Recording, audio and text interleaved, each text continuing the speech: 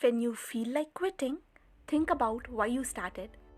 Hey everyone, welcome to Baby Steps with Brinda. I feel incredibly happy to join you back. In our lives, we all wish to be financially free. Now, financial freedom may sound different to different people.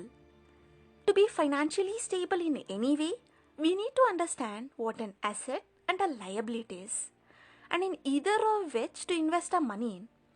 In the book Rich Dad Poor Dad, the author Robert T. Kiyosaki stresses deeply that understanding the difference between a liability and an asset is the first rule for financial freedom. In simple words, anything that we buy or acquire puts money into our pocket is an asset, and liability is something that takes money out of our pocket. Let us understand liabilities first.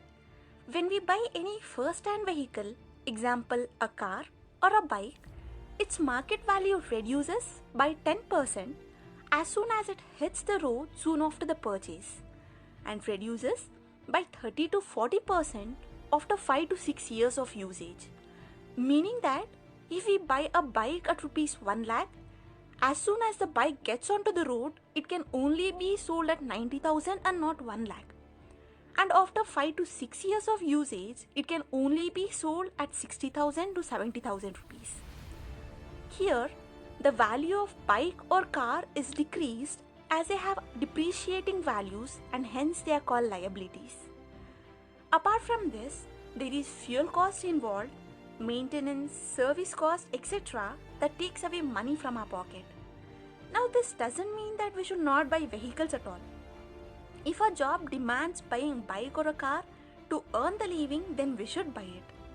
It just means that we can opt for other alternatives like buying second-hand vehicles which are in good condition, or even renting vehicles if we are not a regular and frequent vehicle user.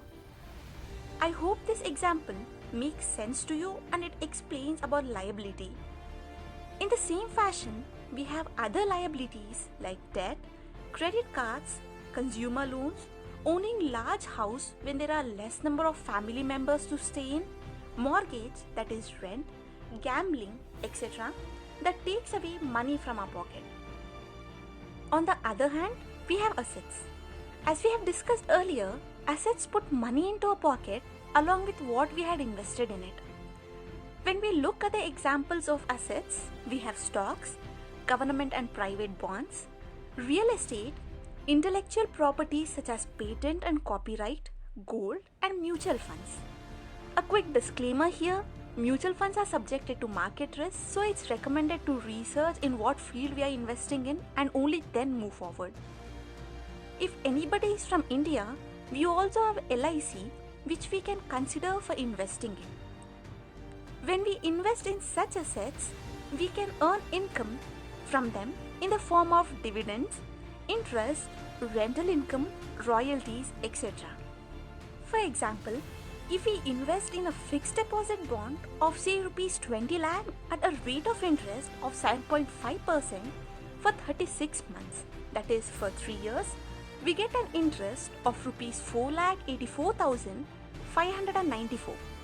Therefore, the total maturity amount that we get at the end of 3 years will be 24,84,594 rupees. And this is the kind of investment that we should be considering to be financially free. And to make such decision is called financial aptitude.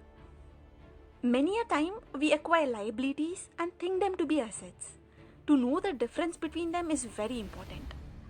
I really hope that this episode has brought some light on our monetary decisions. Let us make sure that our asset column is much larger than our liability column. Comment below, what do you consider as assets and liabilities in your life? It really can change someone's life. And please subscribe to my channel. The link for my podcast and blog is provided below. Do check them out.